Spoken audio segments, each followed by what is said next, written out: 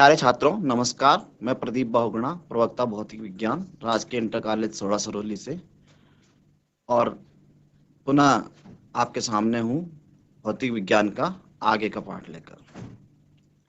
जैसा कि हम जानते हैं, हम अभी पिछले सत्रों में भौतिक विज्ञान के अंतर्गत गति नामक पाठ का अध्ययन कर रहे हैं, और गति के अंतर्गत हमने गति क्या है, गति के प्रकार कितने हैं, सरल रेखीय गति क्या होती है, सरल रेखीय गति में दूरी और विस्थापन ये राशियां क्या प्रदर्शित करती हैं, इनकी अवधारणा क्या है, और दूरी और विस्थापन में अंतर क्या है, दूरी की गणना और विस्थापन की गणना गति के दौरान हम किस प्रकार कर सकते हैं। इससे आगे हम थोड़ा सा समान गति और असमान गति पे बात करते हुए गति की दर के मापन की बात करेंगे, जिसके अंतर्गत चाल और वेग जैसी राशियों से आज हम परिचित होंगे, और उन्हीं पर हम कुछ आंकिक प्रश्नों को भी हल करने का प्रयास करेंगे।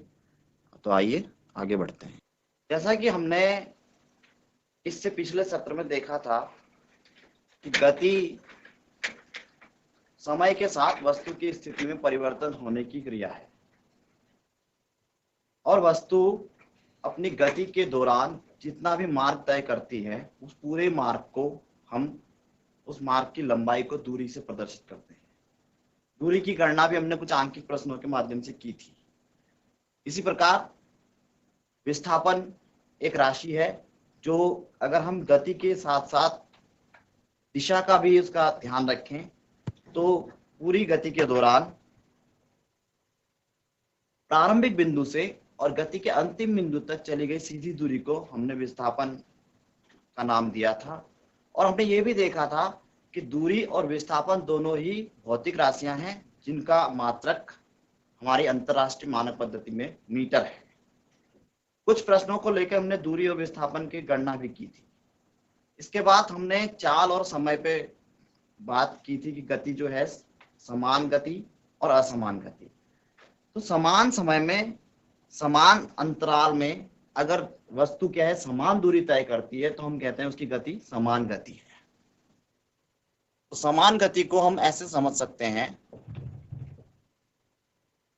यदि वस्तु समान समयांतरालों में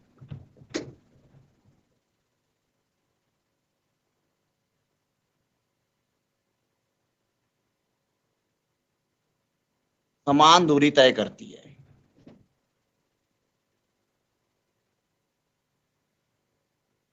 तो वस्तु की गति समान गति होगी। यानी हम मान सकते हैं कि अगर कोई वस्तु पहले सेकंड में 10 मीटर, फिर दूसरे सेकंड में भी 10 मीटर, फिर तीसरे सेकंड में भी 10 मीटर दूरी तय कर रही है, यानी प्रत्येक सेकंड में वो 10 मीटर दूरी ही तय कर रही है, तो उसकी गति समान गति कहलाएगी। इसी प्रकार यदि कोई वस्तु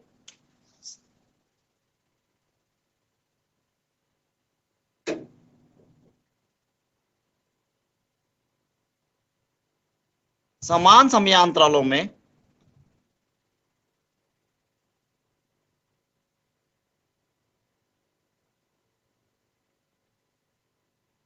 भिन्न भिन्न दूरियां तय करती है,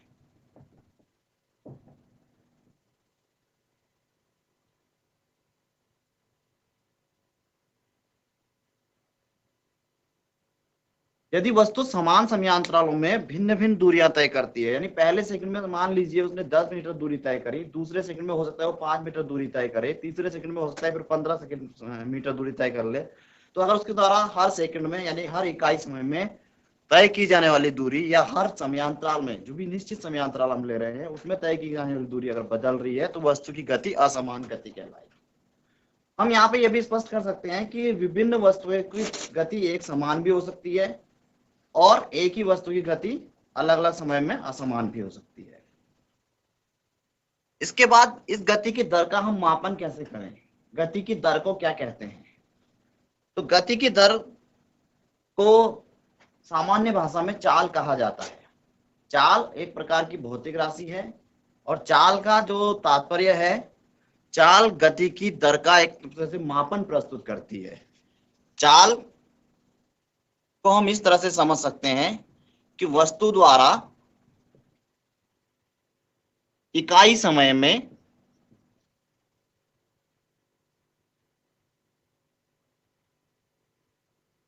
तय की गई दूरी। कोई वस्तु 1 सेकंड में या 1 मिनट में या 1 घंटे में जितनी दूरी तय करती है उस दूरी को हम चाल कहते हैं। तो चाल का सामान्य सूत्र इस परिभाषा के आधार पर क्या हो सकता है? वस्तु द्वारा इकाई समय में तय की गई दूरी, यानी वस्तु द्वारा तय दूरी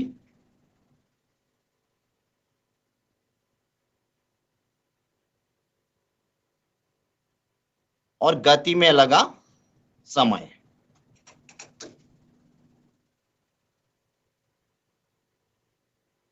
अगर हम दूरी को s से प्रदर्शित करें और समय को t से प्रदर्शित करें तो हम इसे s/t भी लिख सकते हैं। पिछली कक्षाओं में भी सामान्य अवस्था में सूत्र को आप पढ़ते आए हैं, चाल बराबर दूरी बटे समय के रूप में। यहाँ पर दूरी का तात्पर्य गति के दौरान तय की गई कुल दूरी से है और समय उस गति में लगा संपूर्ण समय हमने लिया है। तो हम यहाँ पे वस्तु की चाल निकाल सकते हैं। चाल का मात्रक क्या होगा इसकी गणना भी हम इस सूत्र के आधार पर कर सकते हैं।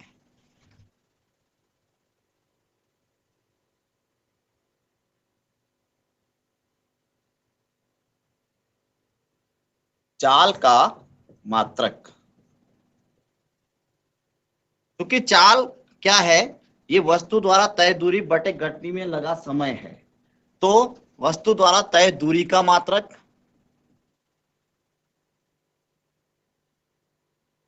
बटे समय का मात्रक।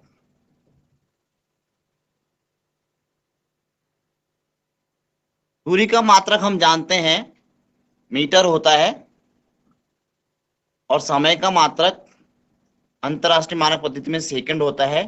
तो चाल का मात्रक मीटर प्रति सेकंड होता है, जिसे हम मीटर प्रति सेकंड एम पर सेकंड ऐसे भी प्रदर्शित कर सकते हैं। तो चाल का सामान्य सूत्र है वस्तु द्वारा तय दूरी बटे गति में लगा समय और चाल का मात्रक है मीटर प्रति सेकंड। अब हम एक विचार करें, क्या वस्तु की चाल पूरी गति के दौरान समान रहती है? आपने देखा होगा हम जब भी कोई यात्रा करते हैं तो हमारा जो भी वाहन होता है वो सदैव एक समान चाल से नहीं चलता है, उसकी चाल घटती या बढ़ती रहती है। कभी ब्रेक लगा दिया या रास्ता खराब है तो चाल धीमी हो जाती है या करनी पड़ती है, और अगर रास्ता ठीक ठाक है, सीधी सड़क है, तो चाल बढ़ भी जाती है। चाल को एक समान नहीं रखा जाता है पूरी गति के दौरान। तो इस अवस्था में यदि चाल को गति के दौरान एक समान नहीं रखा गया है तो फिर हम चाल की गणना कैसे करेंगे? किस तरीके से हम चाल का निर्धारण करेंगे कि इसकी चाल कितनी रही होगी? तो ऐसे मामलों में हम औसत चाल की गणना करते हैं। औसत मान क्यों करते हैं? क्योंकि अगर गति के दौरान चाल बदल रही है, गति के दौरान वस्तु की चाल में परिवर्तन हो रहा है, तो हमें औसत चाल निकालनी होती है और औसत चाल निकालने के लिए हमें कुल दूरी को ज्ञात करना होता है। यदि वस्तु की चाल गति के दौरान परिवर्तित हो रही हो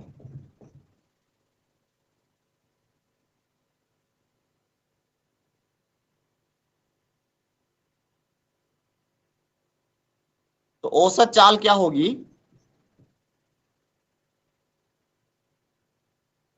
औसत चाल होगी यात्रा में तय की गई कुल दूरी।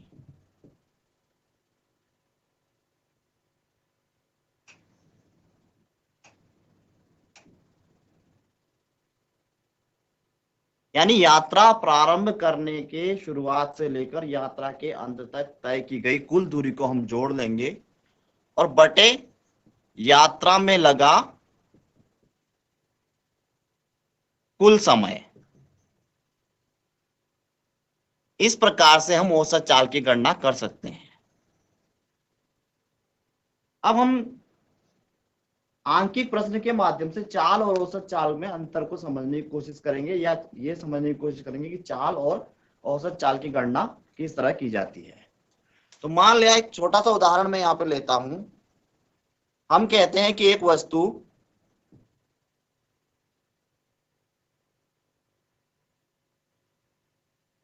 पंद्रह मिनट में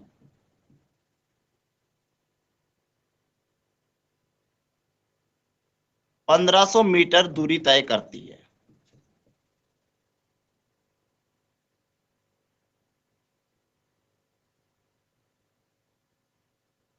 इसकी चाल की गणना कीजिए।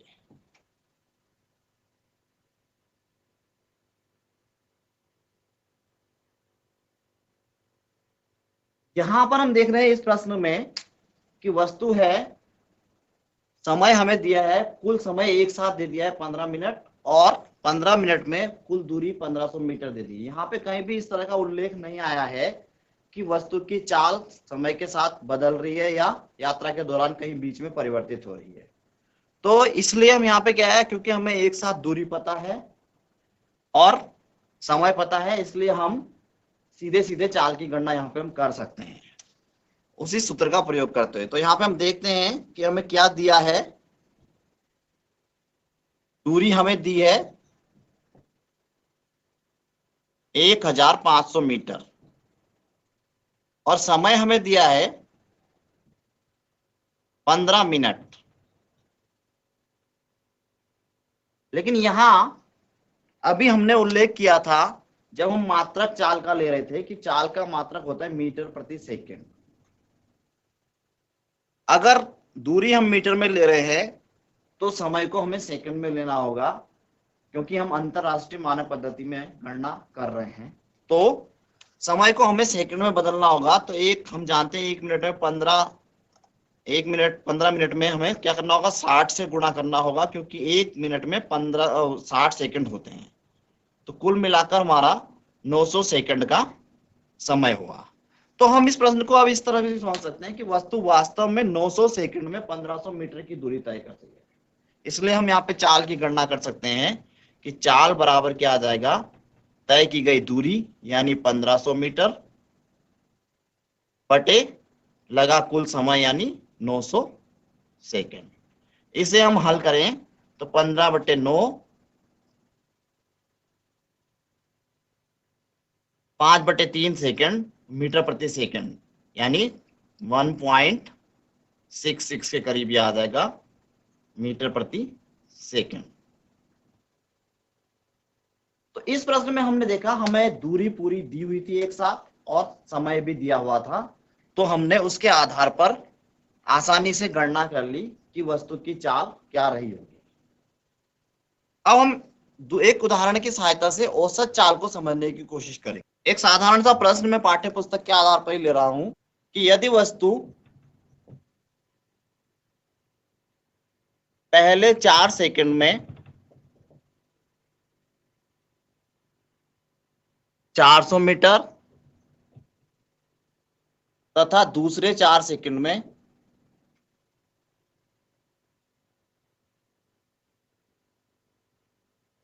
200 मीटर दूरी तय करती है,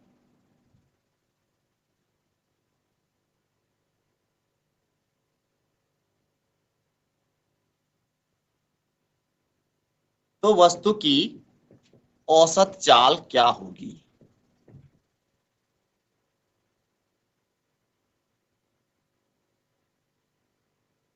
अगर हम इस प्रश्न पर विचार करें तो हम देख सकते हैं कि वस्तु अलग अलग समयांतरालों में अलग अलग दूरियां तय कर रही है। पिछला जो प्रश्न हमने हल किया था उसमें समयांतराल एक साथ दिया हुआ था और दूरी भी एक साथ दी हुई थी। इसका मतलब उसकी चाल में परिवर्तन प्रदर्शित नहीं किया गया था। लेकिन यहां पर जो परिस्थिति है, इस प्रश्न की स्थिति पर हम विचार करें तो पहले 4 सेकंड में तो वस्तु 400 मीटर दूरी तय करती है और अगले उसी गति को आगे बढ़ाते हुए अगले 4 सेकंड में वस्तु केवल 200 मीटर दूरी ही तय कर पा रही है। इसका मतलब वस्तु की गति की दर में यानी चाल में परिवर्तन समय के साथ हो रहा है। तो इस स्थिति में हमें पूरी गति के लिए उसकी औसत चाल की गणना करनी होती है। औसत चाल हम कैसे निकालते हैं, अभी हम उस पर बातचीत कर चुके हैं कि औसत चाल क्या है,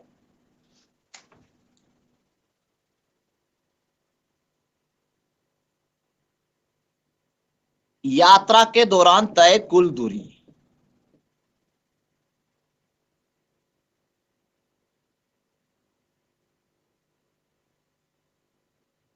और बटे यात्रा में लगा कुल समय। तो यहां पर अगर हम कुल दूरी की गणना करें, कुल दूरी कितनी है? पहले 4 सेकंड में 400 मीटर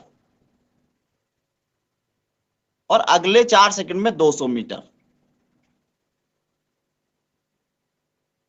तो जो वस्तु ने दूरी तय करी वो कुल मिलाकर हो गई 600 मीटर, क्योंकि 400 मीटर पहले 4 सेकंड में और अगले 4 सेकंड में केवल 200 मीटर दूरी वस्तु ने तय की। तो दोनों दूरियों को हमने जोड़ लिया, पूरी यात्रा के दौरान तय कुल दूरी हमने निकाल ली, 600 मीटर निकली। अब यात्रा में लगा कुल समय जो है उसकी भी हम गणना करेंगे। तो देखिए पहले 4 सेकंड चलती है और उसके बाद भी फिर 4 सेकंड और चलती है, तो कुल सेकंड हो गया 4 सेकंड प्लस 4 सेकंड यानी 8 सेकंड। अब हम ये देख चुके हैं कि वस्तु द्वारा पूरी यात्रा के दौरान कुल 600 मीटर की दूरी तय की गई और कितने सेकंड में तय की गई? 8 सेकंड में तय की गई।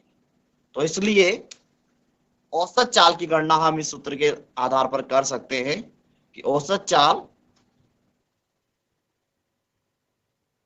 यात्रा के दौरान वस्तु की जो औसत चाल होगी वो क्या होगी? यात्रा में लगी तय की गई कुल दूरी यानी 600 मीटर बटे यात्रा में लगा कुल समय यानी 8 सेकंड। अब यहां पर हम 600 में 8 का भाग देकर इसकी गणना कर सकते हैं। इसे हम सरल कर सकते हैं। 4 से मैं इसको पहले काट लेता हूं या सीधे 8 से भाग में दे सकते हैं।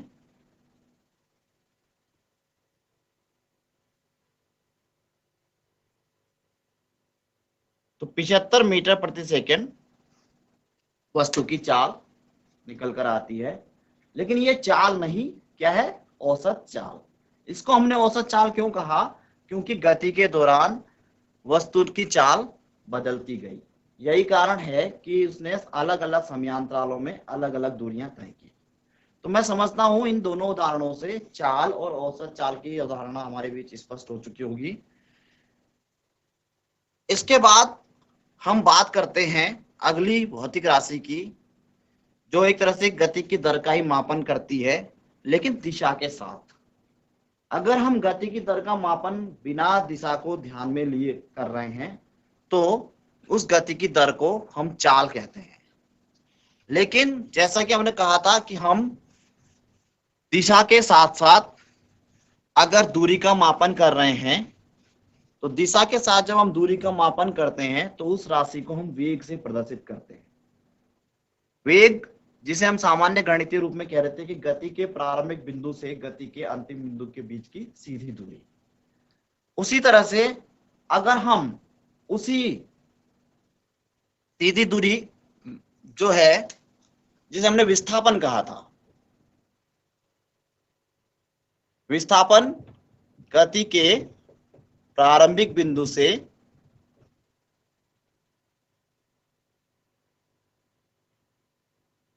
अंतिम बिंदु के बीच की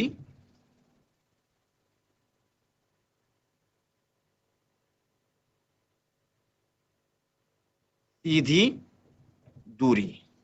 यानी इसके तात्पर्य क्या है कि यहां पर हम दूरी को किसके साथ ले रहे हैं?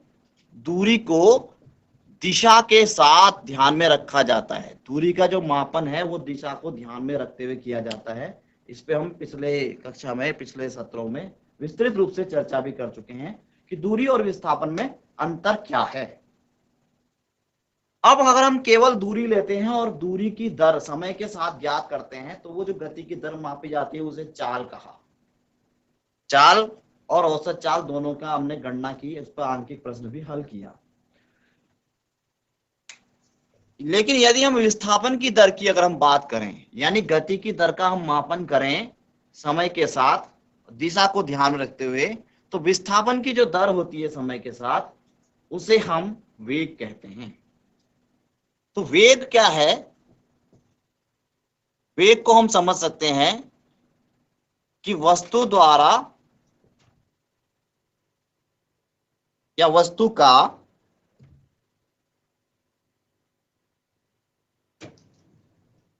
इकाई समय में विस्थापन जो होता है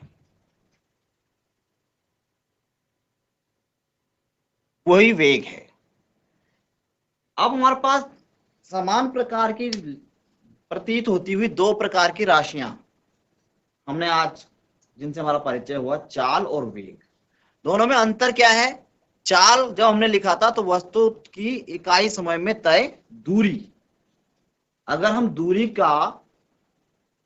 दूरी की दर को निकाल रहे हैं समय के साथ तो वो चाल थी, लेकिन अगर विस्थापन की दर को निकालेंगे समय के साथ तो वो वेग कहलाता है।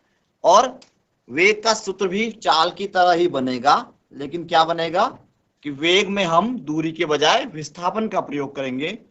तो वेग होगा वस्तु का विस्थापन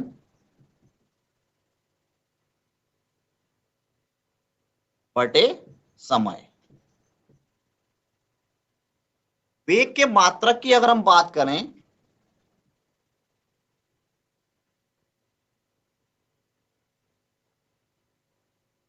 तो वेग का मात्रक क्या होगा?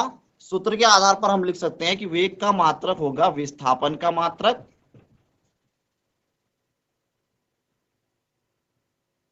बटे समय का मात्रक। और हम जानते हैं कि विस्थापन का मात्रक भी दूरी के मात्रक की तरह मीटर ही होता है, समय का मात्रक सेकंड होता है, इसलिए वेग का मात्रक मीटर प्रति सेकंड होगा।